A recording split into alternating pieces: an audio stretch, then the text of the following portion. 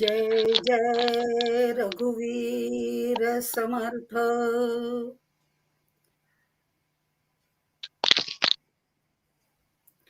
जय जय रघुवीर समर्थ. शुका सारिखे पूर्ण वैराग्य ज्याचे, वशिष्ठा परी ज्ञान योगेश्वराचे.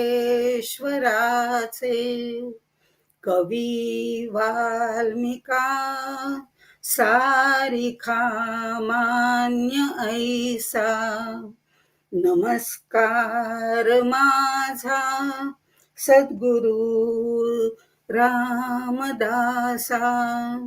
जय जय रघुवीर समर्थ. नमस्कार मंडळी. आज माझं जे चौथं पुस्तक आहे समर्थ करुणाष्टके, ते वाचकांच्या हाती देताना मला खूप आनंद होत आहे. हे पुस्तक खरं म्हणजे आम्ही उभयतांनी माझे सद्गुरू समर्थ रामदास स्वामी यांच्या चरणी दासनवमीला अर्पण केलेलं आहे, त्यांच्या समोर ठेवलेलं आहे. या दृष्टीने विचार करता त्याचं प्रकाशन झालं दासनवमीला, असं आपण म्हणत होतो. पण आपल्याकडे सुद्धा एक छोटी परंपरा आहे बघा, की लहान बाळाचं जेव्हा आपण बारसं करतो त्यावेळेला 12व्या दिवशी त्याला घरातल्या घरात का होईना पण पाळण्यात घालतो, किंवा मुहूर्त चांगला बघून पाळण्यात घालतो, त्याचं नाव ठेवतो, सगळं करतो. आणि त्यानंतर मोठा समारंभ करतो आणि तो मात्र थाटामाटात करतो. आणि तो करताना पुन्हा आपण त्याला पाळण्यात घालतोच की नाही. नामकरण पण करतो, सगळं म्हणतो, सगळे प्रकार होतात. त्याचप्रमाणे हा आमचा समारंभ जो आहे, हा पुस्तकाचा प्रकाशन समारंभ आपल्या सर्वांच्या उपस्थितीमध्ये मी करत आहे. आणि तो करण्यासाठी आज माझ्या दृष्टीने मी ज्यांना संत मंडळी समजते असे दासबोध सखोल अभ्यासक्रमाचे समर्थ भक्त विजय लाड हे इथे उपस्थित झालेले आहेत. तसंच रामदासी साहित्य परिषदेचे म्हणजे रामदासी साहित्य परिषद अभ्यास परिषद जी आहे त्याचे डॉक्टर वसु भारद्वाज हेही इथे आलेले आहेत. आणि गीता धर्म मंडळाचे अध्यक्ष डॉक्टर मुकुंद दातार असे मान्यवर इथे उपस्थित झालेले आहेत. त्याचबरोबर माझी मैत्रीण आणि आपल्या सर्वांच्या परिचयाची अशी माधवी महाजन ही पण तिथे उपस्थित राहणार आहे. मनापासून स्वागत करते. पण त्याचबरोबर आपल्या सर्व श्रोत्यांचे सुद्धा मी स्वागत करते, वाचकांचं स्वागत करते. खरं जर पाहिलं तर आज हा योग म्हणजे दुग्ध शर्करा योग, छे छे हो, दुग्ध शर्करा योग कसला, हा तर अमृत योग आहे असं मी मुद्दामून आपल्याला सांगते. कारण आज 14 मार्च म्हणजे आम्हा समर्थ प्रेमींचे प्रेरणास्थान असणारे समर्थव्रती सुनील दादा यांचा जन्मदिवस आहे. आणि त्यामुळे करुणाष्टकांवरती खरं म्हणजे अनेक मान्यवरांनी लिहिलेलं असताना सुद्धा मी सुद्धा लिहावं आणि माझे विचार मांडावेत असं जे मला वाटलं, त्याचं मूळ प्रेरणास्त्रोत जे आहेत ते सुनील दादा आहेत. कारण त्यांनी ज्या वेळेला ती करुणाष्टकं म्हटलेली आहेत, अत्यंत आर्ततेने ते करुणाष्टक म्हणत असत, सगळा भाव त्याच्यामध्ये येत असे आणि ती करुणाष्टकं मनाचा ठाव घेणारी असत. आणि ती मी ऐकलेली आहेत. आणि तेव्हापासून करुणाष्टकांबद्दल एक प्रेम माझ्या मनामध्ये निर्माण झालेलं होतं. आणि आज जर आपण बघितलं तर आदरणीय सुनीती वहिनी आणि दादांच्या कन्या अपर्णाताई याही या कार्यक्रमाला उपस्थित आहे. त्यांनाही मी वंदन करते. आणि मी मगाशी जे म्हटलं की हा अमृत योग आहे, त्याचं कारण विशेषत्वाने मला सांगावंसं वाटतं की आदरणीय सुनील दादांची जन्मतारीख 14 मार्च आहेच आहे, पण श्री समर्थ रामदासांची जन्मतारीख सुद्धा 14 मार्चच आहे. 14 मार्च म्हणजे इसवी सन 14 मार्च 1608, म्हणजे ती पण 14 मार्चच आहे. म्हणजे हे सगळ्या ज्या गोष्टी आहेत त्या सुनील दादांनी त्यांच्या चिंता करतो विश्वाची या पुस्तकामध्ये जी समर्थ रामदासांची कुंडली त्यांनी जन्मकुंडली असं म्हणतात त्याला, ती मांडलेली आहे. त्याच्यात त्यांनी उल्लेख केलेला आहे. असा हा 14 मार्च हा दिवस अत्यंत महत्वाचा आहे. हा अमृत योग आहे, की इथे समर्थव्रती दादांचा जन्मदिवस, समर्थांचाही जन्मदिवस आणि विजयदादा लाड यांच्या हस्ते हा प्रकाशन समारंभ, असा हा त्रिवेणी संगम तर आहेच आहे, पण त्याला आणखीन 2 गोष्टींची जोड आहे, ती म्हणजे वसु भारद्वाज आणि डॉक्टर मुकुंद दातार यांनी यामध्ये सहयोग दिला. मला हे सगळी जी मंडळी आहेत, ही तिन्ही मंडळी आणि दादा म्हणजे सुनील दादा, हे सगळे संत मंडळीच आहेत. असं मी मगाशी म्हटलं ते यासाठी म्हटलं. विवर्ता विशेषा विशेष असा आमचा सखोल दासबोधाचा म्हणजे दासबोध सखोल अभ्यासक्रमामधला हा एक व्हॉट्सअपचा ग्रुप आहे आणि अभ्यासकांचा ग्रुप आहे. त्यावरती समर्थांच्या करुणाष्टकांवरती आपण काही लिहाल का किंवा तुम्ही लिहा असं मला विजयदादांनी सुचवलं आणि ही समर्थ आज्ञा समजूनच मी लिहायला सुरुवात केली.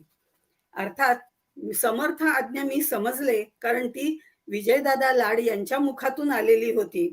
त्यामुळे ती समर्थ आज्ञा तर होतीच असं मी समजायला लागले, पण समर्थांना माझी काळजी होतीच ना. त्यामुळे की काय माहिती नाही, पण त्यांनी सीमाताई रिसबूड ज्या आमच्या सखोल दासबोधाच्याच आहेत, त्यांनी त्या सीमाताई रिसबुडांनी मला मार्गदर्शन करण्यासाठी म्हणजे त्या स्वतः उभ्या राहिल्या माझ्या पाठीशी आणि त्यांनी मला मार्गदर्शन केलं. यामध्ये कसं साधारण तू लिही वगैरे, तुला बघ हे जास्त चांगलं होईल. अशा पद्धतीने त्यांनी हे सगळं मार्गदर्शन पण केलेलं होतं. म्हणजे समर्थांना काळजी होती म्हणून की काय, त्यांनी सीमाताई रिसबुडांना सुद्धा मला मार्गदर्शन करण्यासाठी पाठवलं आणि आज्ञा तर समर्थांची त्यांनी विजयदादांच्या तोंडून दिली होती आणि म्हणून हे सगळं जे महत्वाच्या गोष्टी आहेत, त्या मी तुम्हाला सांगितल्या. ह्या इथे या स्तंभावरती म्हणजे अभ्यासक्रमाच्या इथे मी माझं लेखन समर्थांनीच आज्ञा केली आणि ते त्यांनीच माझ्याकडनं करवून घेतलंय या भावनेने मी लिहायला सुरुवात केली. अर्थात याच्या मागे सर्व अभ्यासार्थी, समीक्षक या सगळ्यांनी खूप प्रोत्साहन दिलं आणि म्हणून या समर्थ करुणाष्टके या पुस्तकाला मूर्त स्वरूप आलं असं मला वाटतं. यामध्ये आमचे समर्थ साहित्य परिषदेचे, अभ्यास परिषदेचे पूज्ञा कुलकर्णी, ज्यांना आम्ही पूज्ञ काका म्हणतो, त्यांनी खूप सहकार्य केलं. तसंच अंजनकर जे आहेत, त्यांनी सुद्धा पुस्तकाचं प्रिंटिंग करणं, मुखपृष्ठ वगैरे, तुम्ही काही काळजी करू नका, मी व्यवस्थित करतो असं म्हणून त्यांनी ती जबाबदारी स्वीकारली. असं प्रत्येकानेच जे माझ्या समर्थांच्या कुटुंबातले आहेत, त्या सगळ्यांनीच सहकार्य केलं. आता पुस्तकाचं नामकरण करताना काय करावं असा थोडासा विचार आमच्या उभयतांच्या मनामध्ये आला. तेव्हा समर्थ करुणाष्टके हे नाव कसं वाटतं असं श्री कोल्हटकरांनी मला विचारलं आणि त्यांनी ती जे सांगितलं ते मलाही भावलं बरं का. आणि त्यामुळे आम्ही हे समर्थ करुणाष्टके असंच नाव द्यायचं ठरवलं. कारण साधकाला साधनेच्या वाटेवर दीपस्तंभासारखं मार्गदर्शन करणारी ही समर्थ करुणाष्टके आहेत. तसंच राष्ट्राला, समाजाला आणि व्यक्तीला मनाने समृद्ध करून विचारांना चालना देणारी आणि भगवंताच्या अधिष्ठानावर प्रत्येक गोष्ट करावी याचं स्मरण वारंवार देणारी ही समर्थ करुणाष्टके आहेत.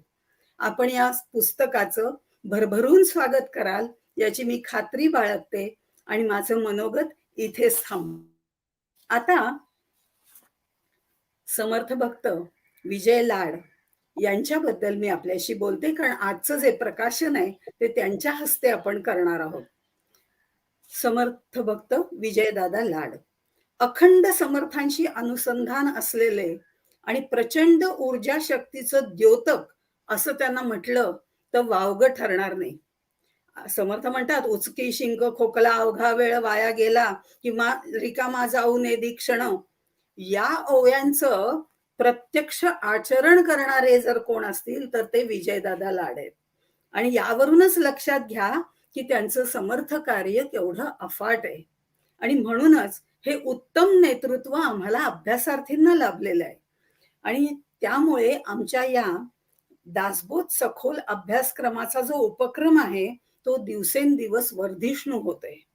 आज ते इथे असतात तर उद्या दुसरीकडे असतात. सध्या अक्कास्वामींच्या शताब्दी वर्ष चालू आहे. त्यामुळे त्यांची खूप धावपळ आता चालू आहे आणि त्यांच्याकडे बघितल्यावर काय ऊर्जा समर्थ एखाद्या व्यक्तीला देऊ शकतात, हे आपल्या लक्षात येतं. खरं म्हणजे त्यांची तशी कार्याची ओळख वगैरे मी करून देत बसले, तर आपल्याला वेळ पुरणार नाही. पण आता मात्र म्हणजे त्यांच्या कार्याचा वगैरे आढावा न घेता, मी आदरणीय विजयदादा लाड यांना विनंती करते, की त्यांनी थोडंसं प्रबोधन करावं आणि नंतर पुस्तकाचं प्रकाशन करावं. पण विजयदादा, एक गोष्ट सांगते, की आज तुम्ही सुरुवात करताना श्रीरामचंद्रा करुणा समुद्रा या श्लोकाने सुरुवात करावी असं मला वाटतंय. कारण तुम्ही ते म्हणताना त्यावेळेला आम्हाला सुनील दादांचीच आठवण होते. त्यावेळेला तुम्ही त्या श्लोकाने सुरुवात करा. धन्यवाद. विजयदादा लाड.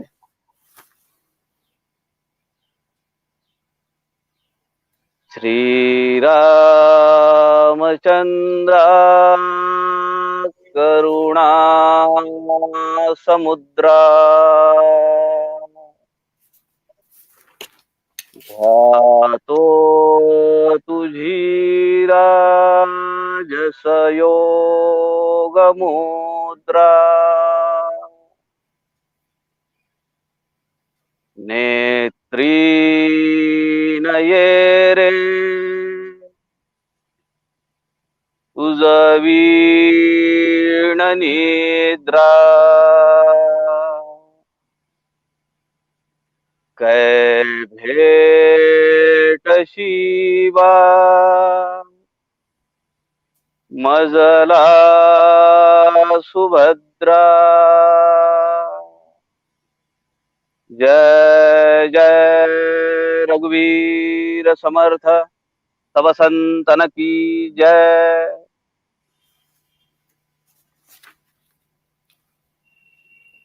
आदरणीय संध्याताई कोल्हटकरांच्या या 4थ्या ग्रंथाचं प्रकाशन अत्यंत दुग्ध शर्करा आणि केशर योग आहे असं मी म्हणेन. आज ज्यांच्या कृपेने मी न्हावून निघतो आहे ते समर्थवती सुनील दादा चिंचोळकर यांची जयंती आहे. पुष्य नक्षत्र आहे आणि एकादशीचा पर्व काळ आहे. यातही अजून विशेष उत्तर वाहिनी नर्मदा मैयाच्या तीरावर बसून गुजरात मधली वडोदऱ्यातली अनेक समर्थ भक्त माझ्या सोबत आहेत आणि हा सगळा कार्यक्रम ते पाहत आहे.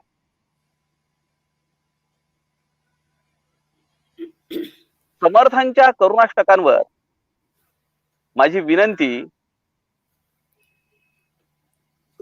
आदरणीय आमच्या उपक्रमाच्या समीक्षक आहेत संध्याताई, पण त्यांनी ती मान्य केली. हा त्यांच्या मनाचा मोठेपणा. कदाचित मी त्यांना फोन करत असताना करुणाष्टकांवर बोलायचंय म्हणून आपोआप माझ्या बोलण्यातल्या शब्दांमध्ये कारुण्य भरलेलं होतं हे नक्की आहे. त्यामुळे त्यांना माझी विनंती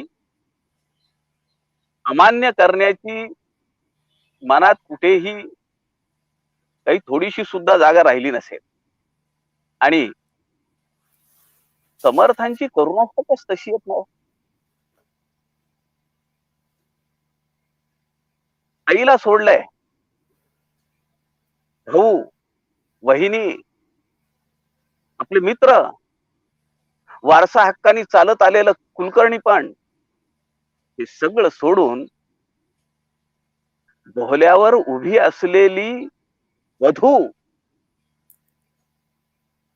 आपल्याला माहिती आहे गिरधर स्वामी लिहितात, द्विज सावधान ऐसे विवाह प्रसंगी सर्वत्र म्हणती, रामदास ऐकिले सदा असो तया प्रणती. केवळ समर्थ सावधान राहिले, आपण सगळे बेसावध असतो. अशा बोहल्यावरून निघून समर्थ नाशिकला आले. तो राम काही भेटत नाहीये. स्वजनांचा त्याग केला. माधुकरी कोणी देईना, भिक्षा कोणी देईना, एक वस्त्र देईना. समर्थांच्या करुणाष्टकामध्ये ते चरण आलेलं आहे. वस्त्र देईना कोणही, आणि न देता उलट लोक उपमर्द करतात. धडधाकट आहेस, अंगापिंडानी भरलेला आहेस, भीक मागायला काही वाटत नाही. समर्थ अत्यंत उदासीन झाले. समर्थ संध्याताईंनी फार सुरेख वर्णन केलंय त्या अनेक करुणाष्टकात. उदासीन हा काळ जातो गमेना, सदा सर्वदा थोर चिंता शमेना. उठे मानसी सर्व सोडून जावे, रघुनायका काय कैसे करावे. आपल्या लक्षात येईल या करुणाष्टकामध्ये 4 चरणांपैकी प्राप्त परिस्थिती सांगितली आहे. काळ अत्यंत उदासीन आहे, तो जाता जात नाहीये. मनाला चिंता लागली आहे. सदा सर्वता थोर चिंता शमेना. उठे मानसी, काय वाटतंय मला हे सगळं सोडून द्यावं, जावं निघून. उठे मानसी सर्व सोडून जावे, पण रामा तू सांग, रघुनायका काय कैसे करावे. बहु पाहता अंतरी कोंड होतो. फार विचार करतो मी, मन उद्विग्न होत आहे. काय केलंय मी, हे कशासाठी इथं आलो. जेवण मिळत नाही एक वेळचा, अंगावर वस्त्र नाहीये. बहु पाहता अंतरी कोंड होतो, शरीरास तो हेत सांडोनी जातो. मनाला आणि शरीराला असंख्य वेदना आहेत. उपाधीस देखोनी वाटे सरावे, रघुनायका काय कैसे करावे. काय उपाधी आहे महंत आहे का. बालनारायण किंवा तेव्हाचे रामदास हे काही महंत नाहीये, मठपती नाहीये. पद मागून घेतलंय, तोंडाने सांगितलंय. काय नाव आहे तुझं, कुठल्या गावचा आहेस तू. मी रामदास आहे, मी रामाचा दास आहे. नको ही उपाधी, काही मिळत नाही रामा. सांग काय करू. अवस्था मनी होय नाना परीची, किती काय सांगू गती अंतरीची. विवेकेची या मानसा आवरावे, रघुनायका काय कैसे करावे. म्हणे दास उदास झालो दयाळा, जनी व्यर्थ संसार हा वायताळा. तुझा मी तुला, आपण लक्षात घेतलं पाहिजे हा चरण. समर्थ अत्यंत निश्चय आणि म्हणतायत, अरे तू मला काही नाही दिलं तरी हरकत नाही, पण मी तुझाच आहे. खणकावून सांगतायत समर्थ रामाला. तुझा मी तुला पुसतो प्रेम भावे, रघुनायका काय कैसे करावे. मग काय केलं पाहिजे. संसार चिंता खूप आहे, परिस्थिती वाईट आहे, व्याधी वाढलेल्या आहेत. मग सुनील दादांच्या जयंतीच्या निमित्ताने करुणाष्टकांवर विवरण केलेल्या ग्रंथाचं प्रकाशन करावं असं त्यांच्या मनात आलं. अत्यंत पावन दिवस आहे. तुझ्या वियोगे जीवित्व आले, शरीर पांगे बहुदुःख झाले. अज्ञान दारिद्र्य माझे सरेना, तुझवीन रामा मज कंठ वेना. समर्थ एका करुणाष्टकात म्हणतात, ललाट रेखा जरी पालटेना, तुझवीन रामा मज कंठ वेना. नाशिकच्या टाकळी अवस्थेमध्ये त्या वास्तव्यामध्ये समर्थ रामदास स्वामी रामाला म्हणताय, अरे एवढा जप करतो, एवढी साधना करतो, मला वाटत नाही रामा माझ्या ह्या कपाळावरची रेषा बदलेल. पण हेच समर्थ 1630 मध्ये असं म्हणतात, आणि हे समर्थ 30 वर्षानंतर 1660-59 मध्ये घडीमध्ये बसून म्हणतात, रेषा तितुकी पुसोन जाते, हे तो प्रत्ययास येते. मी याची प्रचिती घेतली आहे. आणि कशाच्या बळावर प्रचिती घेतलीये. सज्जना हो, यत्न तोच देव जाणावा सांगणारे समर्थ रामदास 350 वर्षापूर्वी एकमेव संत आहे. भगवंताचं दुसरं स्वरूप प्रयत्न आणि मोठ्या अथक प्रयत्नांनी संध्याताई कोल्हटकरांनी हा ग्रंथ सिद्ध केलेला आहे. आपला नेहमीचा अनुभव आहे. निरूपणी हे सद्वृत्ती होते, स्थळ त्याग होता सवेची जाते. काय करू रे क्रिया घडेना, तुझवीन रामा मज कंठवेना. ही अर्थता आमच्या जीवनात उतरण्यासाठी संध्याताई कोल्हटकरांच्या या ग्रंथाचा फार उपयोग होईल. आम्ही ते अनुभवलंय. मी आमच्या या व्हॉट्सअप समूहावर अत्यंत टची असलेले त्यांचे जे विवरण आहेत, अंतःकरणाला भिडणारे आहे, जे निरूपण त्यांची आहेत ती मी स्टार करून ठेवली आहेत. यथावकाश मी त्याच्या प्रिंट काढीन. आता तर ग्रंथच आलेला आहे. ती अर्थता संध्याताईंच्या या ग्रंथामध्ये जागोजागी आपल्याला दिसून येईल.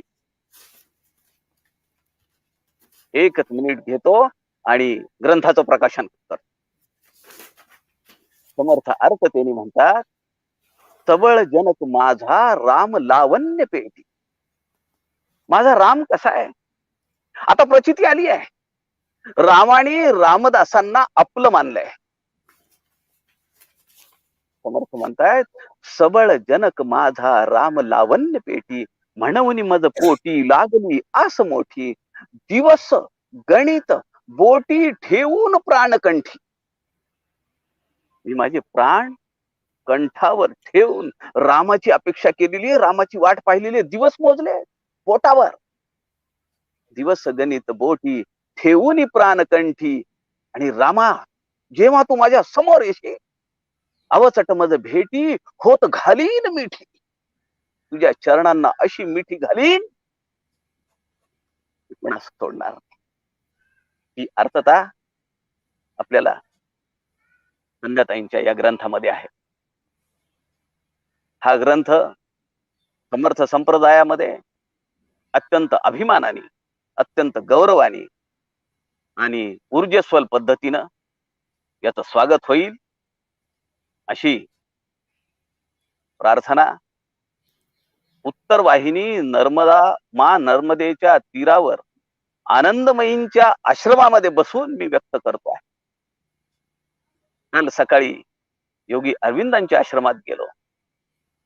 त्यांनाही माझी प्रार्थना आहे. आदरणीय संध्याताई कोल्हटकरांनी मोठ्या निश्चयाने या ग्रंथाची सिद्ध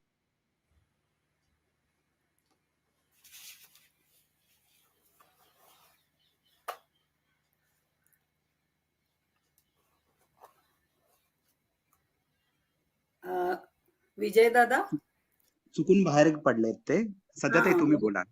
हा, कारण चुकून बाहेर पडले असतील किंवा कदाचित ते नर्मदा मैयेच्या इथे आहेत, त्यामुळे प्रकाशन करण्याच्या, खरं म्हणजे ह्याच्यात होते ते पुस्तक वगैरे त्यांनी काढलं होतं, पण आता त्यांचा बहुतेक काहीतरी डिस्कनेक्ट झालेला असावा. पण असू दे, त्यांचे आशीर्वाद निश्चितपणे आमच्यापर्यंत पोहोचलेले आहेत. तर मला असं वाटतं आता पुस्तकाचं प्रकाशन विजयदादाच करतायत असं आपण निश्चितपणे, हा पाहिजेच ना, त्याशिवाय कसं आले आले. येस, पुस्तक रघुवीर समर्थ. जय जय रघुवीर समर्थ. जय जय रघुवीर समर्थ. समर्थ नर्मदा मैयांनी आशीर्वाद दिलेले आहेत आम्हाला. आदरणीय प्रश्नच नाही, सुनील दादांची कृपा आहे आपल्या सगळ्यांवर. हो, स्वामींच्या जन्मशताब्दी वर्षांमध्ये प्रकाशन होत आहे. हा विशेष आदरणीय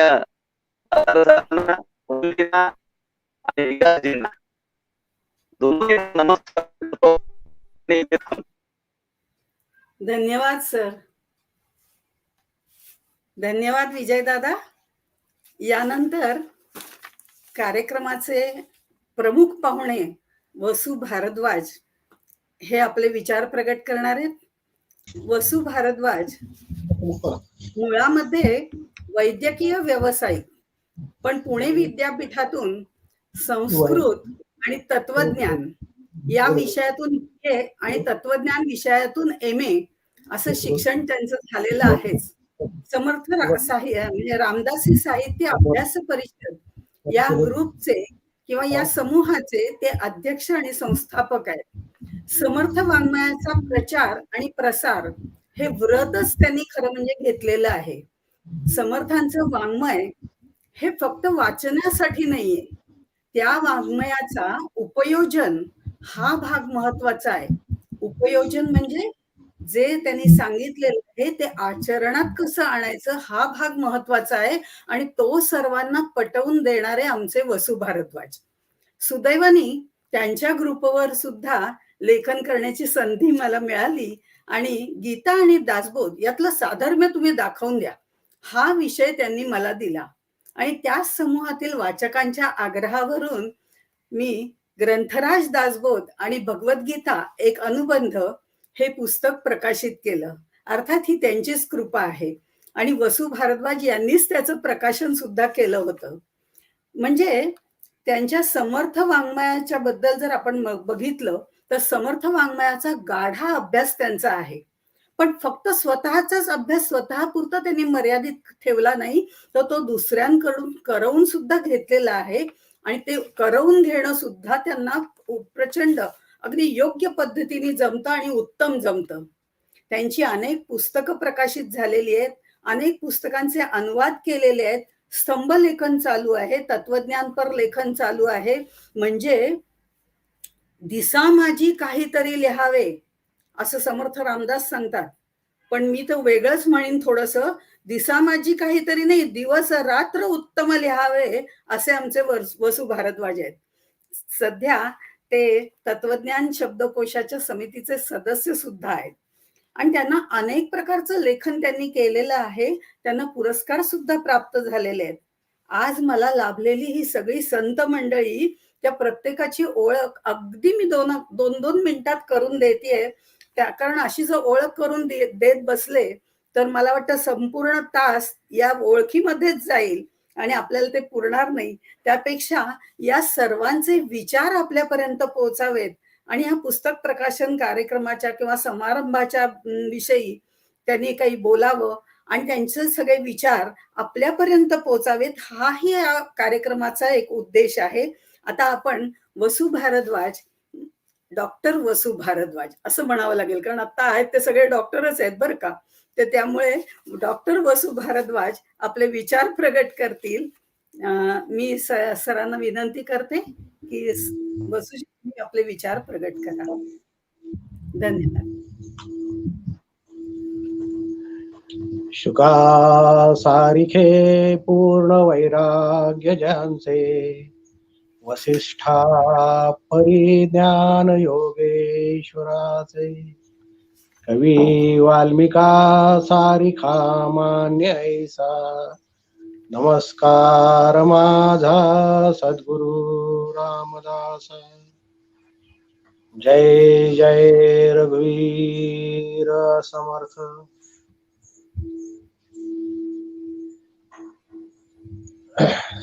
साक्षात समर्थांची उपस्थिती असताना माझ्या समोर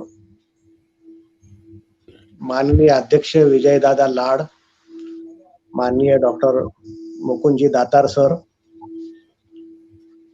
आणि अनेक श्रोते समोर असताना आज सौ संध्याताईंच्या समर्थ करुणाष्टके या पुस्तकाच्या अनावरण सोहळ्याला उपस्थित राहण्याचं भाग्य मिळतं.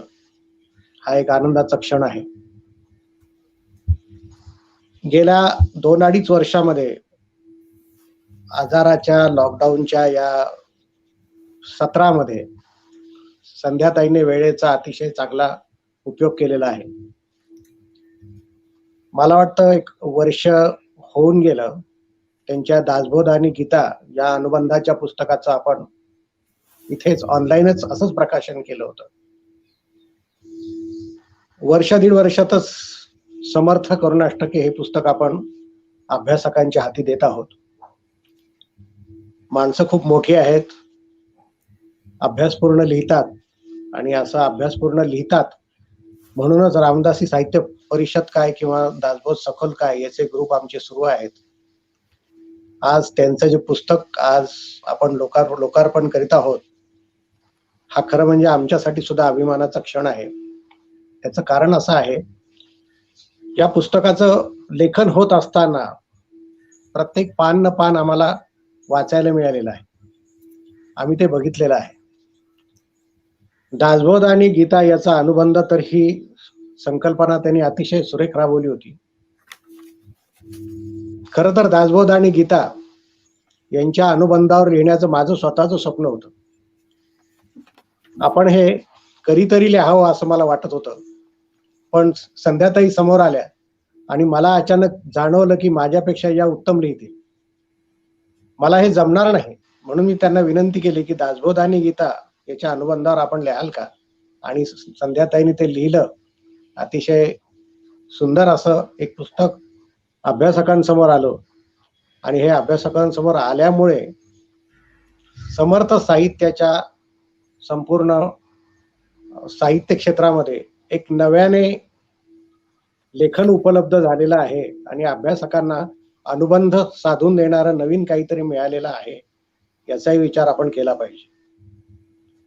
आता जे त्यांचं पुस्तक आहे समर्थ करुणाष्टके, यामध्ये 2 विभिन्न शब्द आहेत. एक पहिला आहे समर्थ आणि दुसरा आहे नक्की करुण. आता करुण कसं असतात, समर्थ करुण कसे होऊ शकतात, हाही मुद्दा महत्वाचा आहे. याकडे आपण येणारच आहोत. पण समर्थांनी आपल्या साहित्यामध्ये कोणकोणते विषय घेतलेले आहेत हे जर आपण अगदी संक्षिप्तपणे आढावा घेऊन बघितलं तर आपल्या असं लक्षात येईल की समर्थांनी आपल्या साहित्यामध्ये 4 रंग नेहमीप्रमाणे ओतलेले आहेत. त्यातला एक रंग ज्ञानाचा आहे, तो निश्चितपणे आहे, कारण ज्ञानाशिवाय मोक्ष नाही हे समर्थांचं वचन आहे. दुसरा रंग आहे निष्काम कर्माचा, आत्यंतिक कर्माचा, कारण त्याशिवाय समुदाय मिळवता येणार नाही. म्हणून कर्म हा एक रंग समर्थांनी आपल्या साहित्यामध्ये निश्चित दिलेला आहे. तिसरा रंग आहे भक्तीचा.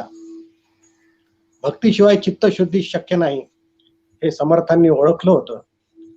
म्हणून भक्तीचा एक वेगळा रंग समर्थांनी आपल्या सगळ्याच लेखनामध्ये आणलेला आहे. आणि अजून एक रंग आहे जो आपल्याला अधूनमधून जाणवतो, तो म्हणजे योगाचा. समर्थांनी सांगितलेलं पंचीकरण आणि समर्थांनी सगळीकडे सांगितलेलं ब्रह्मत्व हे आत बाहेर आहे आणि या आत बाहेर असलेल्या ब्रह्माशी मी जोडला जाणार आहे, मीच तो आत्माराम आहे याची मला जाणीव होणार आहे. हा जो बंध आहे, हे योगाशी जे बांधलं जाणं आहे, हे जे जोडलं जाणं आहे, हा समर्थांचा योग आहे.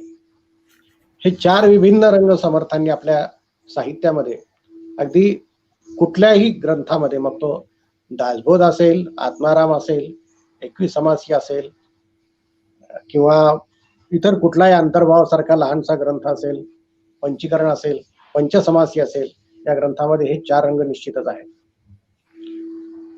आता हा जो विषय आहे संध्याताईंनी निवडलेला, हा विषय अतिशय वेगळा आहे, नित्य साधनेचा आहे. पण नित्य साधनेचा हा विषय नेमका कसा आहे हे आपण समजून घेतलं पाहिजे. समर्थांनी ज्ञान सांगताना माया ब्रह्माचं विवरण केलेलं आहे, अगदी सत्य आहे. माया आणि ब्रह्माचं विवरण झाल्यानंतर मनुष्याला विवेक निर्माण होतो, विवेक प्राप्त होतो आणि मग त्याची साधना वैराग्य सोबत राहून परिपूर्ण होते, हे आपण जाणतो. पण वैराग्य सोबत जरी असलं, विवेक जरी असला, तरी हे हृदयामध्ये असलेला अहंकार मात्र जात नाही आणि या अहंकाराचं विसर्जन कुठेतरी झालं पाहिजे हे समर्थांच्या लक्षात आलं होतं.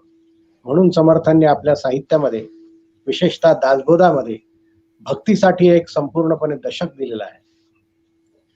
या भक्तीच्या दशकाचं आपण जर नीट असं सूक्ष्म असं अवलोकन केलं तर आपल्या एक गोष्ट लक्षात येते की समर्थांनी भागवताला अभिप्रेत असलेली भक्ती दासबोधामध्ये आणलेली आहे, ज्यामध्ये समर्थांनी श्रवणम कीर्तनम विष्णु स्मरणम पादसेवनम अर्चनम वंदनम दास्यम सौख्यम आत्मनिवेदनम असं निवेदा भक्तीचं उच्चारण पुन्हा एकदा केलेलं आहे.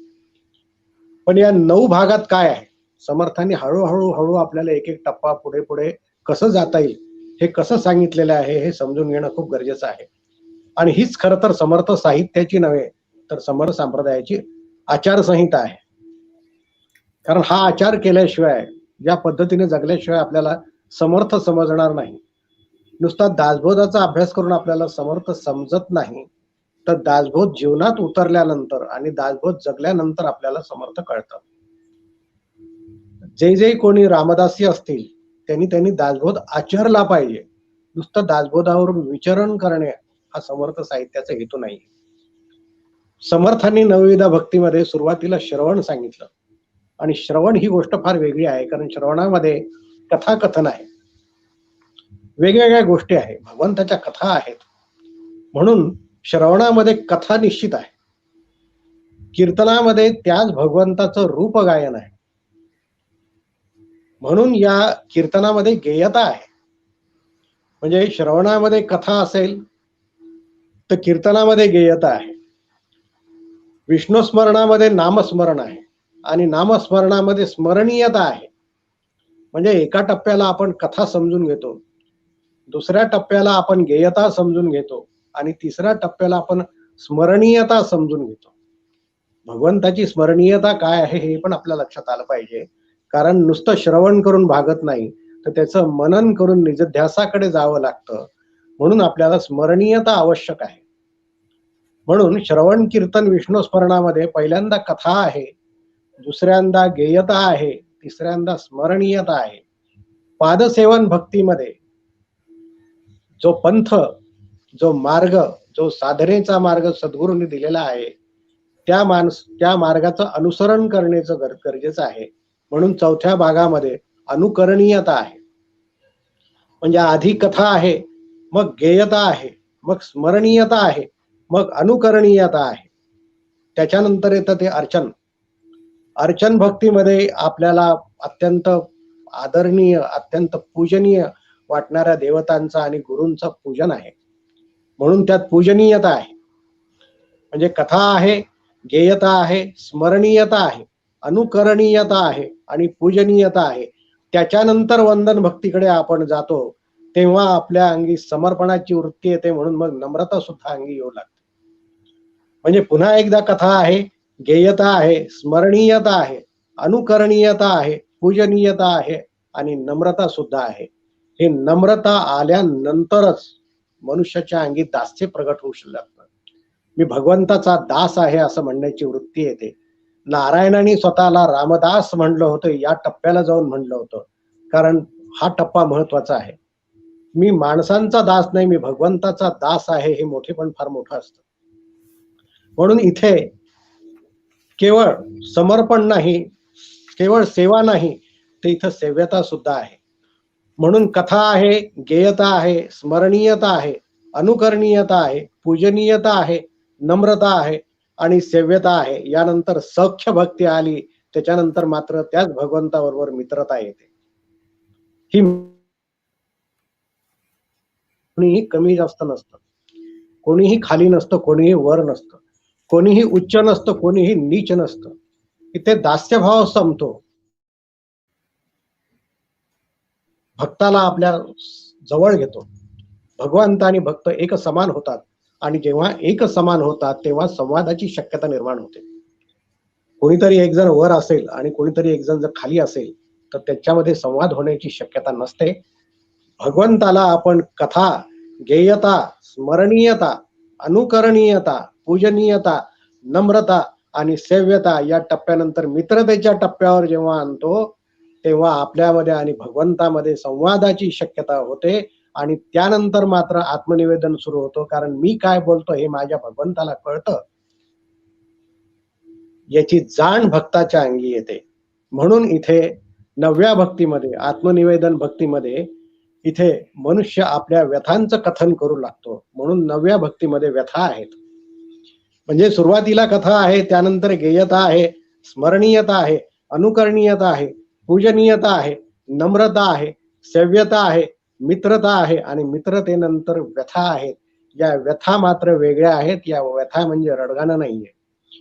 लक्षात ठेवा, श्रवणामध्ये जर कथा असतील तर आत्मनिवेदनामध्ये व्यथा आहे, आणि या व्यथाचं निरूपण भगवंताला करताना, या व्यथा भगवंताला सांगताना अर्थातच भक्ताच्या हृदयाला जो पाजर फुटतो, जो सार्द्रपणे सांगू शकतो, आणि जे आपलं त्याला जो अश्रुपात होतो, आणि अश्रुपाताद्वारा मी भगवंता, मी दुरावलोय आहे, मी फार दूर गेलो आहे, मला एकरूप व्हायचं आहे, मला हा विरह सहन होत नाही, हे जेव्हा भगवंताला भक्त सांगू लागतो तेव्हा करुणाष्टक जन्माला येतात.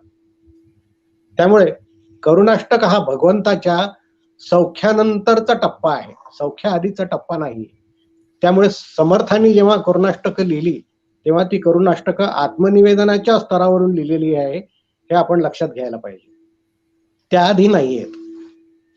कारण आपण जर आधी दास्यच स्वीकारलं नाही, आपण आधी समर्पण भावाकडेच गेलो नाही, आपण जर भगवंताशी संवाद साधण्यासाठी त्याच्या बरोबरीत गेलो नाही, भगवंताशी सौख्यच केलं नाही, तर आपल्याला भगवंताशी संवाद करण्याचा कुठलाही अधिकार प्राप्त होत नाही. म्हणून करुणाष्टक हा भगवंताच्या सख्यानंतरचा गुजसंवाद आहे असं आपण समजायला हरकत नाही.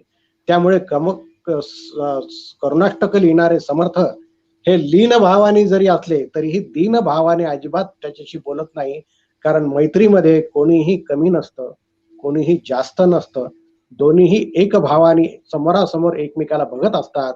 म्हणून त्याच्यामध्ये कुठलीही दीनता नाही, त्यामुळे दैन्य नाही, पण लीनता आहे म्हणून समर्पण आहे, आणि समर्पण आहे म्हणून आपण भगवंताशी संवाद साधू शकतो. पण या अश्रुपाताचं रहस्य काय आहे हेही आपल्याला समजणं गरजेचं आहे. कारण शेवटी रुदन आहे. हे रुदन का आहे? कारण शेवटी भक्त आणि भगवंत एका स्तरावर आहे, आणि एका स्तरावर येऊन जर आम्ही बोलत असू तर यामध्ये रुदनाचं कारण काय आहे? लक्षात घ्या, या रुदनाचं कारण हे आहे की भक्ताला भगवंतापासूनचा विरह आता अजिबात सहन होत नाहीये. त्याला ते वेगळे पण नकोय. जो विभक्त नसतो तो भक्त असतो, आणि भगवंताला भक्त सुद्धा दुरावलेलं चालत नाही. भगवंतालाही असं वाटतं की माझ्या भक्ताने आता वेगळं राहूच नाही, त्याने माझ्या सोबतच राहावं. म्हणून भक्त आणि भगवंत यांच्यातला संवाद जेव्हा सुरू होतो तेव्हा त्या क्षणी इथेन पुढे या संवादाच्या साठी सौख्य भक्तीच्या निमित्ताने भक्त आणि भगवंत यांच्यामध्ये एक रासक्रीडा सुरू होते. भक्त जे बोलतो ते भगवंत अगदी शांतपणे ऐकतो, आणि भक्ताला आपल्या हृदयामध्ये जागा देतो. होतं काय की करुणाष्टक हा उपासनेचा समारोप आहे. करुणाष्टकामध्ये उपासना संपते, कारण यानंतर कोणी शिल्लकच राहत नाही. इथे करुणाष्टकामध्ये भक्ताच्या हृदयाला जो पाजर फुटतो त्यातच त्याचा अहंगंड विरघळून निघून जातो.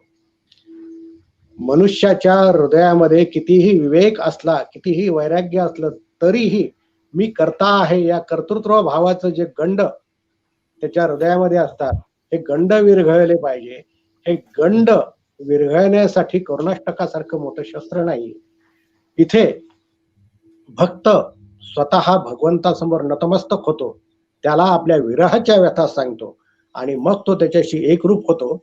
इथं अहमच राहत नाही, कारण अहमगंड निघून जातो, आणि अहम राहिल्यामुळे तू पण राहते, त्वमही राहत नाही, मग तूच ते होतो.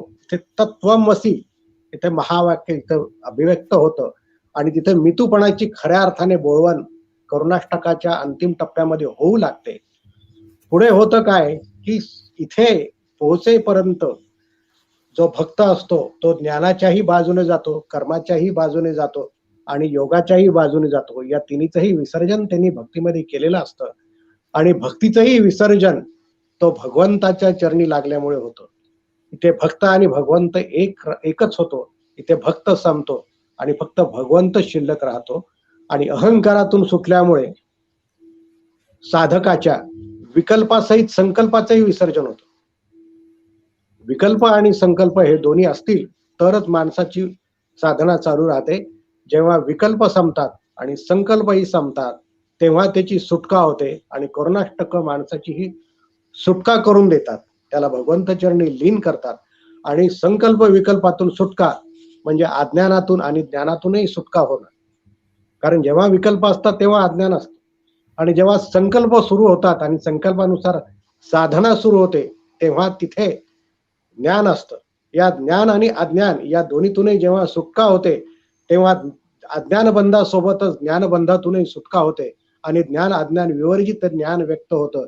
हे ज्ञान फक्त भगवंताचं असतं, भगवंत स्वरूपाचं असतं, आणि तर भगवंतच राहतो. तिथे कुठल्याही प्रकारची भक्ताला जागा राहत नाही. भक्त भगवंत चरणी विलीन होतो. मायेचा जर सुरुवातीचा बंध अज्ञान असेल तर अंतिम बंध ज्ञान असतो. म्हणून समर्थाने नवविधा भक्तीच्या अंतिम टप्प्यामध्ये 9व्या भक्तीमध्ये आत्मनिवेदनामध्येच करुणाष्टक सांगितलेले आहे. म्हणून श्रवणामध्ये जर कथा असेल तर आत्मनिवेदनामध्ये व्यथा असेल, आणि ही व्यथा साधकाचा आपला गंड संपूर्णपणे विसर्जित करायला मदत करतात. साधनाताईंचं पुस्तक जे या अंगाने जर बघितलं आणि या अंगाने जर त्या करुणाष्टकांचा अभ्यास केला तर लक्षात ठेवा, भक्तीच्या अंतिम टप्प्यामध्ये करुणाष्टकातील समर्थांचे शब्द आणि संध्याताईने दिलेले विश्लेषण हे दोन्ही आपल्या सोबत असतील, आणि त्या भगवंताशी एकरूप होण्याला आपल्याला क्षणमात्रही लागणार नाही. ही आशा या अभ्यासांती संध्याताईने जे पुस्तक लिहिलेलं आहे त्याबद्दल मी ही अपेक्षा व्यक्त करतो. वाचकांनी हे पुस्तक वाचावं, केवळ वाचू नये तर ते आचरणात आणावं. कारण समर्थ साहित्याचा हेतू हा केवळ वाचन वा अभ्यास नसून आचरण हा आहे. समर्थ साहित्य आचरणात आणण्याचा प्रत्येक साधकाने प्रयत्न करावा आणि आपलं जीवन धन्य करावं अशी मी अपेक्षा ठेवतो. आज संध्याताईंच्या या दुसऱ्या ऑनलाईन पुस्तकाबद्दल आणि 4थ्या पुस्तकाबद्दल मी त्यांचं खूप खूप अभिनंदन करतो आणि उपस्थितांना शुभेच्छा देतो. त्यांनी ही पुस्तक वाचावं, नवे वाचावंच असा मी आग्रह करतो आणि माझे 2 शब्द संपवतो. धन्यवाद. धन्यवाद वसुजी. खूप छान वाटलं. आपलं सगळं विवेचन ऐकून आम्हाला सगळ्यांनाच खूप बहुमोल असं मार्गदर्शन झालं. आपण आता सर्वात आधी पाहिलं की समर्थ कार्य सर्वत्र पोहोचवणारे आदरणीय विजयली लाड, आणि त्यानंतर समर्थ साहित्य सर्व दूर पोहोचवणारे वसु भारद्वाज, आणि आता पाहाल तर देवतुल्य व्यक्तिमत्व म्हणजे डॉक्टर मुकुंद दातार आजच्या कार्यक्रमाचे अध्यक्ष ते आहेत. गीता धर्म मंडळाचेही अध्यक्ष आहेत, आणि ज्या गीतेचा आधार श्री समर्थांनी दासबोधामध्ये घेतला त्या गीतेचा म्हणजे भगवद्गीतेचा प्रचार आणि प्रसार करणारे आहेत. संत वाङ्मयाचे गाढे अभ्यासक तर आहेतच, पण वारकरी संप्रदाय आणि समर्थ संप्रदाय देशासाठी किती महत्वाचे आहेत हा समन्वय साधणारे डॉक्टर मुकुंद दातार. त्यांचं वारकरी विश्व आणि समर्थ रामदास हे पुस्तक जरूर वाचा. हेच पुस्तक वाचा असं नाही, त्यांची सगळीच पुस्तकं अतिशय उत्तम रीतीने लिहिलेली आहेत.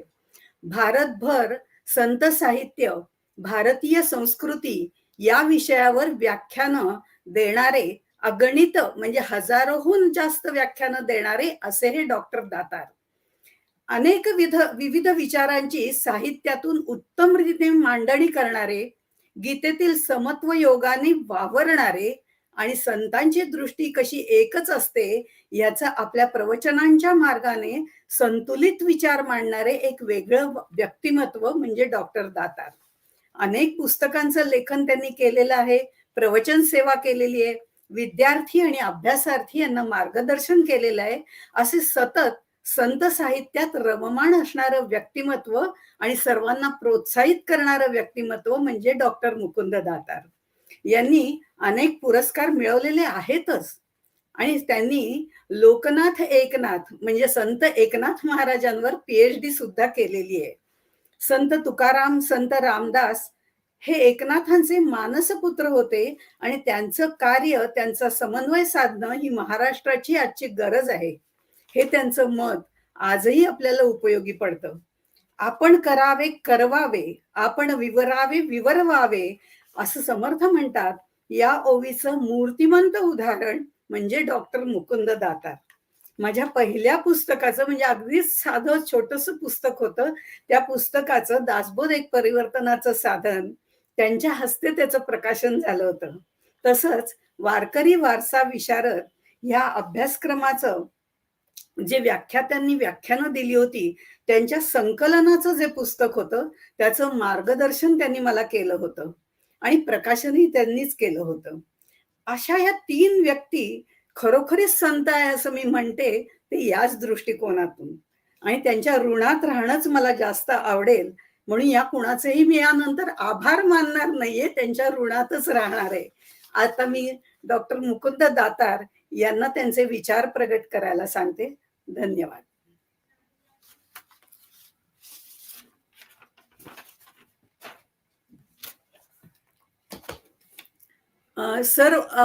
सर तुमचा माईक बंद आहे. हो. हा, ओके. ओम नमोजी आद्या वेद प्रतिपाद्या जय जय स्व संवेद्या आत्मरूपा. आजच्या या सोनेरी संध्याकाळी समर्थ करुणाष्टके या संध्याताईंच्या पुस्तकाचं प्रकाशन आणि लोकार्पण असा दुहेरी संयोग माननीय सुनीलजी चिंचोळकर यांच्या जन्मदिनी आणि 2 समर्थ भक्तांच्या उपस्थितीत या ठिकाणी होतोय. हा खरोखरच भाग्ययोग आहे. समर्थांच्या शब्दात सांगायचं तर हा सुकृताचा योग आहे. दुसरा कुठलाही शब्द या ठिकाणी नाही. अध्यक्ष या नात्यानं बोलत असताना मी माझे विचार थोड्या वेळानं प्रकट करणार आहे, पण माझ्या आधी 2 मान्यवर वक्त्यांनी जे विचार मांडले त्याच्याकडं तुमच्या सगळ्यांचं लक्ष केंद्रित करणार आहे. माननीय विजयदादा लाड, संचालक दासबोध सखोल अभ्यास यांची माझी पहिलीच भेट आहे. पण पहिल्याच भेटीत त्यांनी अत्यंत प्रभावीपणे रामदासाने यत्न तो देव जाणावा, हे जे यत्नाला म्हणजे प्रयत्नाला देवत्व दिलंय, नवा अर्थ त्याच्यामध्ये ओतलाय आणि ललाटीच्या रेषा बदलता येतात हे जे आपल्याला सांगितलंय हे तुम्ही मी आपल्या मनावर ठसवून घेतलं पाहिजे. दुसरे अभ्यागत डॉक्टर वसुजी भारद्वाज, त्यांचा माझा हा दुसऱ्यांदा भेटीचा योग येतो आहे. त्यांनी ते तत्वज्ञानाचे अभ्यासक आहेत, डॉक्टर असले तरी मेडिकल, फार चांगल्या रीत्या आपल्या लक्षात आणून दिलं की समर्थांची करुणाष्टके हा उपासनेचा समारोप आहे. ती समर्थ करुणाष्टके आहे. नवविधा भक्तीच्या 9 पायऱ्या ओलांडून गेल्यानंतर, त्यांच्या शब्दात आचारसंहिता पूर्ण केल्यानंतर मग आत्मनिवेदन म्हणजे व्यथाकथनही येतं आणि निवेदन शब्दाचा अर्थ नैवेद्य असा पण आहे. तिथं अहंकार विसर्जन पण येतं आणि हा सूक्ष्म अहंकार गेल्याशिवाय परमार्थात आपली प्रगती होत नाही. म्हणून करुणाष्टके म्हणजे साधक, शंकित, सिद्ध या सर्वांच्या साठीच आचारसंहिता आहे, जाहीरनामा आहे, हे त्यांचं सांगणं आपण सर्वांनी खास लक्षात घेतलं पाहिजे. खरंच योग चांगला की विजय दादा आणि वसुजी हे दोघही समर्थांच्या साहित्यामध्ये सतत अभ्यासानं रममाण झालेले असे आहेत. आणि आज संध्याताईंच्या कार्यक्रमाला ऑनलाईन उपस्थित असणारे अनेक जण मला माहिती आहेत, तेही समर्थ साहित्याचे अत्यंत चोखंदळ असे अभ्यासक आहेत. आणि अशा सगळ्या सत्संगामध्ये आज संध्याताईंच्या पुस्तकाचं प्रकाशन होत आहे. हा भाग्ययोग आहे. संध्याताईंच्या व्यक्तिमत्वाबद्दल सुद्धा थोडं बोलणं आवश्यक आहे, कारण आज त्या उत्सव मूर्ती आहेत आणि त्याचबरोबर ग्रंथकर्त्या आहेत. संध्याताई कोल्हटकर यांचा माझा परिचय गेल्या 10 वर्षाचा आहे. मी त्यांना संत सेवक म्हणून ओळखतो, पारमार्थिक मार्गदर्शक म्हणून ओळखतो. एका अर्थानं समर्थ रामदास स्वामींचं सगळं साहित्य आणि त्यांची शिकवण हा कोल्हटकरांच्या मर्मबंधातली ठेव म्हणावं अशा प्रकारचा आहे. आणि एकदा हृदयच अर्पण केलं, मर्मबंधातली ठेव झाली की अगदी सहजतेनं त्या चालवतात त्याप्रमाणे उपासना केंद्र चालतं. शेकडोनी प्रवचन निरूपण केली जातात आणि आता ज्याप्रमाणे 4-5 ग्रंथ झालेत अशा ग्रंथांचं लेखन पण केलं जातं.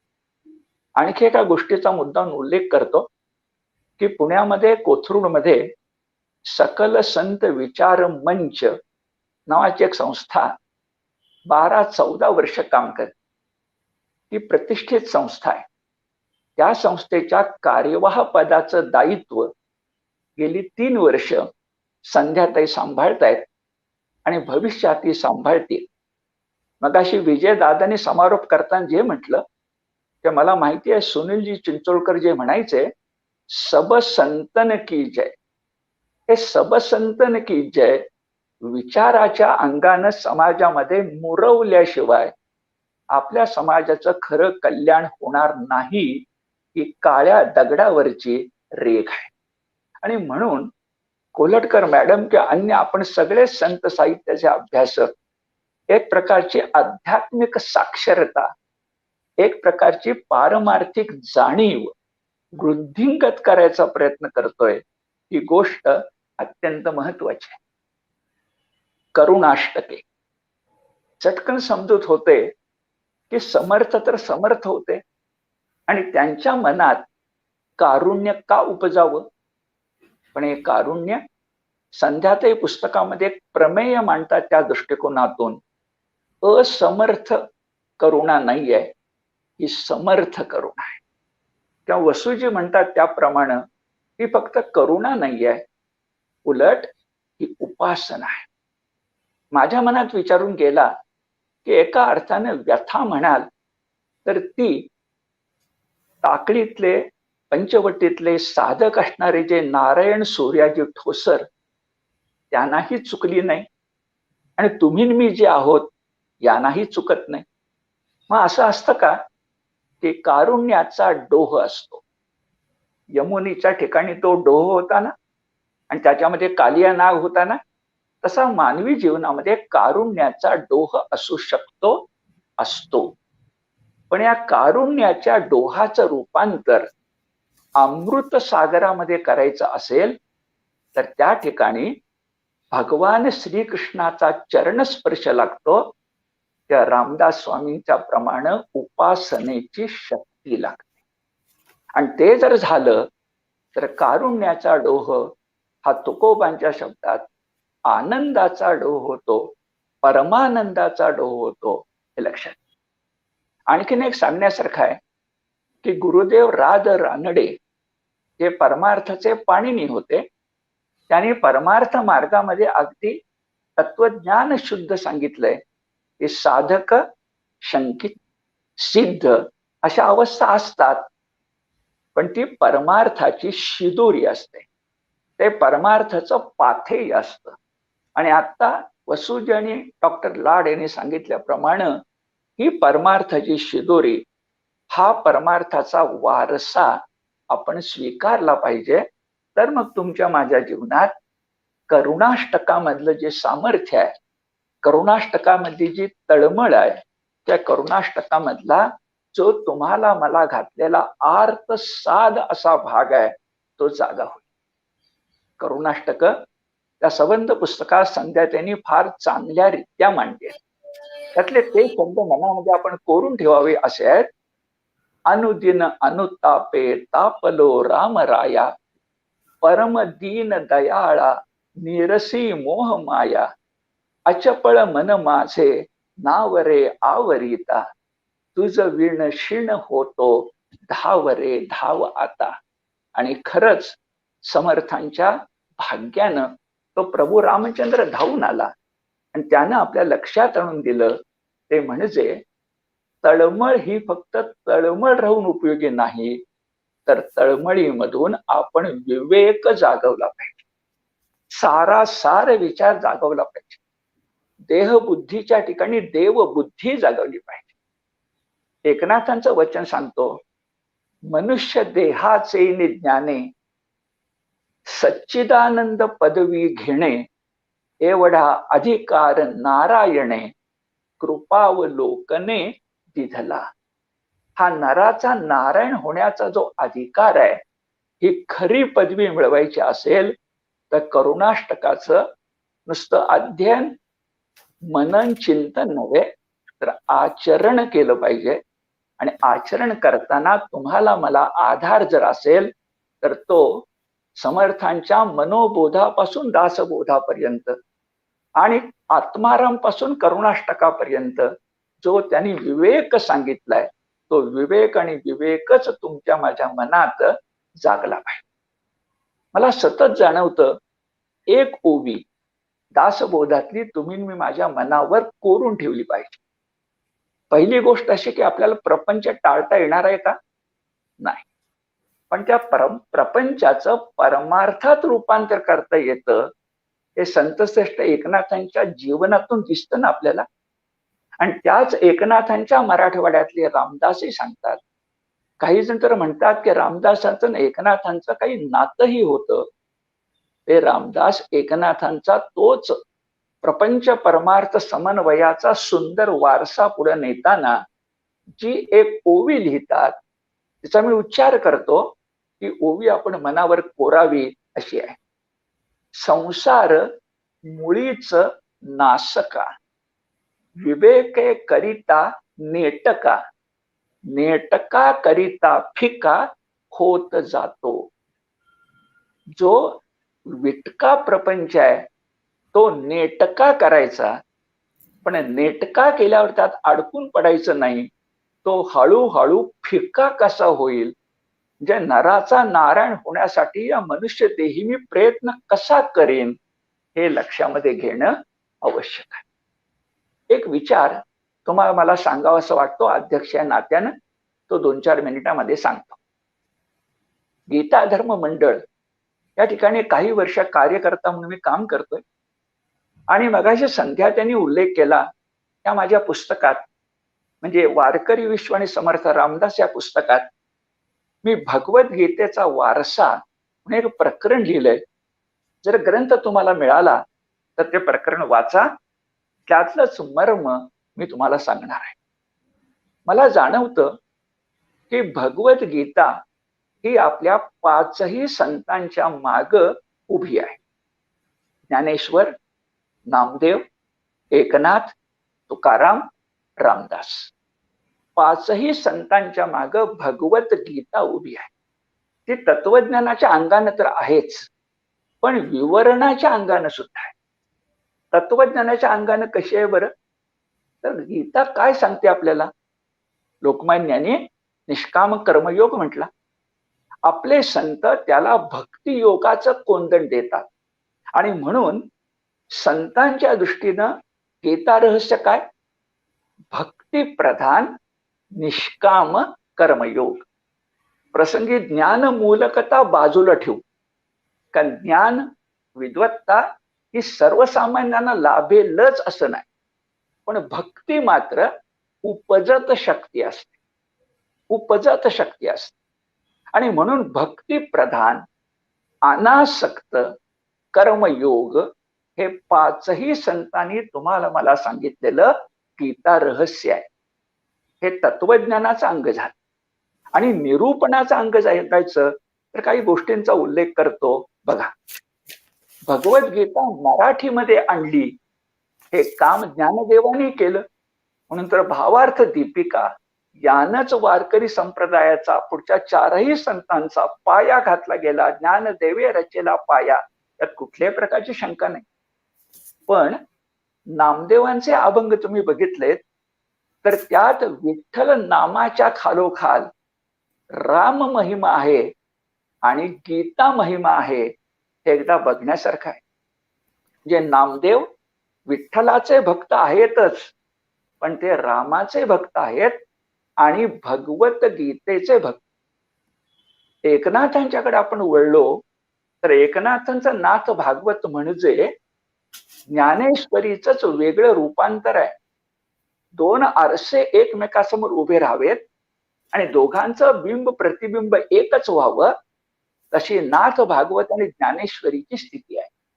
किंवा अधिक चांगलं विधान करूया, भगवद्गीतेमध्ये जो अर्जुन आहे त्या अर्जुनाच्याच चालीनं भागवतातल्या उद्धवाला चालवायचं काम अर्जुनाच्या चालीनं उद्धवाला चालवायचं काम हे नाथांनी करून दाखवलंय. कारण गीतेचा वारसा.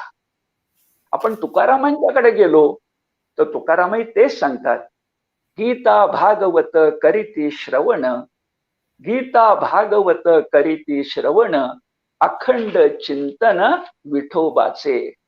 विठ्ठलाचं चिंतन करताना राम कृष्ण हरी गीता आहेच. आणि आपण जर रामदासांच्याकडे वळलो तर विवरणाच्या अंगाने मी तुम्हाला एक दोन गोष्टी लक्षात आणून देतो की समर्थांचं प्रसिद्ध वचन काय, सामर्थ्य आहे चळवळीचे किंवा चळवळीचे, जो जो करील तयाचे, परंतु ते भगवंताचे अधिष्ठान पाहिजे. आता या ठिकाणी समर्थांनी भगवंताचे का म्हटलं? एक म्हणजे विष्णू, पण दुसरीकडं भगवद्गीतेतला भगवान वाच्य तर नाही का? तर्क करायला हरकत नाही. दुसरी गोष्ट, समर्थांनी उत्तम पुरुष लक्षणं सांगितली. पुरुषाच्या मागे उत्तम विशेषण कुठून आलं? हे उत्तम पुरुष विशेषण सांगताना समर्थांच्या मनामध्ये गीतेचा 15वा अध्याय पुरुषोत्तम योग तर नाही का? आणि तिसरी गोष्ट सांगायची तर करुणाष्टक जर तुम्ही वाचाल त्यातली 16वी रचना ही पूर्णपणे श्रीकृष्णाचं वर्णन करणारी आहे. आपल्या महाराष्ट्रात काही माणसं राम आणि कृष्ण, वारकरी आणि रामदासी यांच्यामध्ये द्वैत निर्माण करण्याचं, भांडण निर्माण करण्याचा प्रयत्न करतात. तो केवळ करंटेपणा आहे आणि तत्वज्ञानाची शून्यता आहे. रामकृष्ण हरी हे एकच आहे. तुकाराम आणि रामदास या दोघांच्या मध्ये रामच आहे. आणि रामदास हे श्रीकृष्णाला तेवढंच मानतात. करुणाष्टकातील 16वी रचना पाहण्यासारखी आहे. शेवटचा मुद्दा, चिदविलासवाद हा वारकरी संप्रदायाचा प्राण आहे. आणि रामदासांनी सुद्धा चिदविलासवाद सांगितलाय, पण काळानुरूप त्याला फक्त विवेकवाद असं म्हटलंय. काळानुरूप, शिवकाळाचं आव्हान होतं म्हणून संतांना सुद्धा कालानुरूप आपल्या भाषेत, भावनेत नाही, तत्वज्ञानात नाही, विचारात नाही, पण भाषेत बदल करावा लागतो. अशा वेळा रामदास जेव्हा आपल्याला भेदवाद सांगतात तेव्हा सगळे संत एकच बोलतात. यासाठी 2 वचनांचा उल्लेख करतो. ज्ञानेश्वर म्हणतात, जे जे भेटे भूत ते मानिजे भगवंत, हा भक्तियोगू निश्चित जाण माझा. आणि समर्थ रामदास म्हणतात, पृथ्वीमध्ये जितुकी शरीरे तितुकी भगवंताची घरे. काय फरक आहे? का समर्थ रामदास म्हणतात, जिकडे जग तिकडे जगन्नायक विश्वंभर, जिकडे जग तिकडे जयन्नायक, कळला पाहिजे विवेक. थोडक्यात ही एकता, ही एकात्मता समर्थ करुणाष्टकातून उपासनेच्या अंगानं प्रयत्न हाच परमेश्वर मानून समर्थांनी सांगितले आहेत. आणि आज समर्थांच्या जयंतीला, सुनील चिंचोळकरांच्या जयंतीला, वसुजी आणि विजयदादांच्या सहवासात आपण सर्वांनी संध्याताईंच्या करुणाष्टकाचा प्रकाशन लोकार्पण केलंय. आपण सगळे त्यांना शुभेच्छा देऊया की यापुढं त्यांच्या हातून समर्थांची सेवा लेखणीच्या अंगानं, वाणीच्या अंगानं होतीच आहे, पण लेखणीच्या अंगानं होऊ दे. कारण शेवटी अक्षर या गोष्टीला महत्व असतं. त्यासाठी माझे आशीर्वाद आणि शुभेच्छा मी त्यांना जरूर देतो आणि आपल्यालाही विनंती करतो की आपण हे पुस्तक विकत घेऊन आपल्या संग्रहामध्ये ठेवा. ज्याच्या घरामध्ये करुणाष्टक आहेत तो समर्थ होणार, तो सज्जन असेल पण तो समर्थ होणार, यात कोणत्याही प्रकारची शंका नाही. एवढ्या शुभेच्छा व्यक्त करून थांबतो. धन्यवाद. धन्यवाद सर. आज खरं म्हणजे आजच्या तीनही देवतुल्य व्यक्तींचं किंवा या संत मंडळींचे विचार ऐकताना आम्ही सगळेजण खरं म्हणजे भारावून गेलो होतो. पण हे सगळं असलं तरी सुद्धा पुस्तकाचं प्रकाशन आहे, त्याच्यानंतर आभार प्रदर्शन हाही कार्यक्रम तेवढाच महत्वाचा आहे. मगाशी मी सांगितलं तसं या तीन थोर व्यक्तिमत्वाच्या ऋणातच राहणं मी पसंत करते. पण तरी सुद्धा हे सर्व वक्ते जे आहेत ते अत्यंत व्यस्त असतात आणि त्यातून वेळ काढून ते इथे आलेत आणि औपचारिकरित्या त्यांचा आभार मानणं मला गरजेचं आहे. त्यांचे मी आभार मानते. तसंच आज साधक सिद्ध साधक साधना या समूहातर्फे विकासजी महांगरे यांनी हा सर्व कार्यक्रम आपल्यापर्यंत पोहोचवला, आभासी माध्यमातून पोहोचवला. त्यांचेही मी आभार मानते. आपण सर्व श्रोते वाचक यांनी सगळ्यांनी लिंक जॉईन करून या कार्यक्रमाची शोभा वाढवली. आपलेही सर्वांचे आभार मानते. तसंच सुनीलजी चिंचोळकर यांच्याबद्दल मला अनेक प्रकारचं सहकार्य या आता कार्यक्रमाच्या वेळेला सुनीती वहिनी आणि अपर्णाताईंनी दिलं, त्यांचेही मी आभार मानते. आता या कार्यक्रमाची सांगता खरं म्हणजे आभारही बऱ्याच जणांचे मानायला पाहिजेत, त्याप्रमाणे सर्वांचेच आभार मी मानते. आपण सर्वजण या पुस्तकाचा नक्की विचार कराल आणि ते पुस्तक घ्याल याची मला खात्री आहे. आता हे जे सगळं सहकार्य दिलं वगैरे, आभार मानले, ह्या सगळ्या गोष्टी झाल्या. आता या कार्यक्रमाची जी सांगता आहे ती सुद्धा डॉक्टर माधवी महाजन, ज्यांनी समर्थ चरित्रावर डॉक्टरेट केलेली आहे, त्या कल्याणकरी ही त्यांची प्रार्थना म्हणणार आहेत आणि त्याही आमच्या समर्थ परिवारातल्याच समर्थ कार्य करणाऱ्या आणि उत्तम वक्त्या सुद्धा आहेत. या सर्व कार्यक्रमावर कल्याणकरी म्हणून त्या शिरपेत चढवणार आहेत, यात शंकाच नाही. पण तत्पूर्वी एक थोडीशी गोड बातमी पुन्हा आमच्या वाचकांना देते की मी आणि माधवीताई महाजन, डॉक्टर माधवीताई महाजन, आम्ही आमचे समर्थ विषयक लेखांचं पूर्ण संकलन केलेलं आहे आणि त्याचं एक पुस्तक लवकरच प्रदर्शित करण्याचा आम्ही विचार करतोय. त्याचंही आपण सर्वजण स्वागत कराल. तसंच माझं परमपूज्य श्रीधर स्वामी कृत श्री रामभद्र स्तोत्र यावरील पुस्तक, ज्याचं मार्गदर्शन डॉक्टर अंशुमती दुनाखे यांनी केलं आहे, तेही लवकर प्रकाशित होईल. अशी 2 गोष्टी तुम्हाला सांगायच्या होत्या, कारण वाचकांचं आमच्यावर प्रेम आहेच आहे, ते तसंच वृद्धिंगत सुद्धा राहील. आता माधवीताई महाजन, त्यांना 2 शब्द बोलायची मी विनंती करते. त्यानंतर त्या करुणाष्टक म्हणतील आणि कार्यक्रमाची सांगता होईल. धन्यवाद. माधवीताई. जय जय रघुवीर समर्थ. समर्थ वाङ्मयातील महत्वाच्या ग्रंथावर संध्याताईंनी अगदी सहज आणि सुलभ विवेचन केलेलं समर्थांची करुणाष्टकं हा ग्रंथ आपल्या हाती दिलेला आहे आणि वाचकांतर्फे मी त्यांचे आभार मानते आणि सर्वांतर्फे त्यांचं अभिनंदन करते.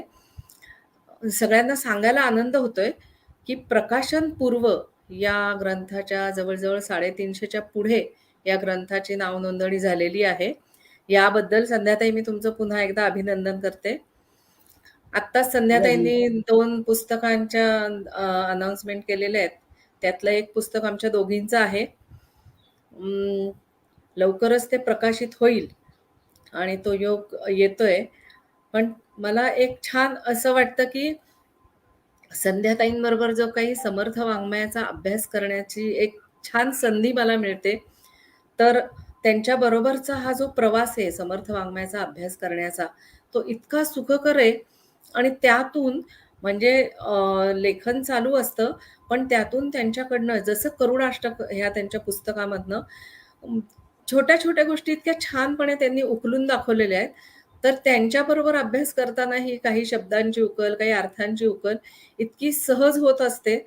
त्यामुळे मला त्यांच्याबरोबर हा अभ्यास करण्याची जी संधी मिळते किंवा मध्ये आम्ही रामकथा जी दोघींनी मिळून सांगितली, ह्या सगळ्यातून एक चांगली संधी, एक चांगली व्यक्ती समर्थांच्यामुळे माझ्या आयुष्यात आली. याबद्दल मी समर्थांचेच आभार मानते आणि त्यांचा हा सत्संग मला सतत लाभो, हीच समर्थचरणी मी प्रार्थना करते.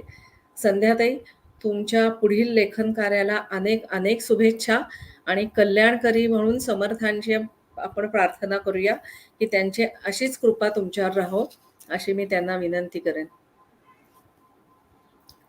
कल्याणकरी म्हणते. कल्याण करी राम राया, राम राया, कल्याण करी राम राया, जनहित विवरी, जनहित विवरी, जनहित विवरी, कल्याण करी राम राया, राम राया, कल्याण करी राम राया.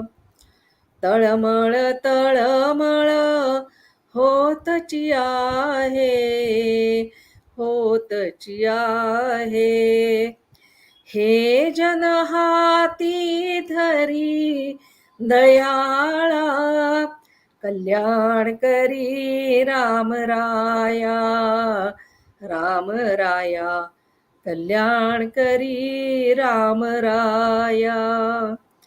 अपराधी जन चुकतची गेले, चुकतची गेले, तुझा तूची सावरी दयाळा, कल्याण करी राम राया, राम राया, कल्याण करी राम राया. कठीण त्यावरी कठीणची झाले, कठीणची झाले, आता न दिसे उरी दयाळा, कल्याण करी राम राया, राम राया, कल्याण करी राम राया. कोठे जावे काय करावे, काय करावे, आरंभिली मोहरी दयाळा, कल्याण करी राम राया, राम राया, कल्याण करी राम राया. दास म्हणे आम्ही केले पावलो, केले पावलो, दयेसी नाही सरी दयाळा, कल्याण करी राम राया, राम राया, कल्याण करी राम राया. जनहित विवरी, जनहित विवरी, जनहित विवरी, कल्याण करी राम राया, राम राया, कल्याण करी राम राया. जय जय रघुवीर समर्थ. सर्वांचे धन्यवाद. जय जय रघुवीर समर्थ.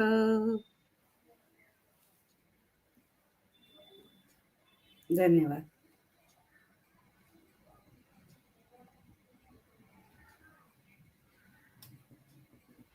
श्री राम जय राम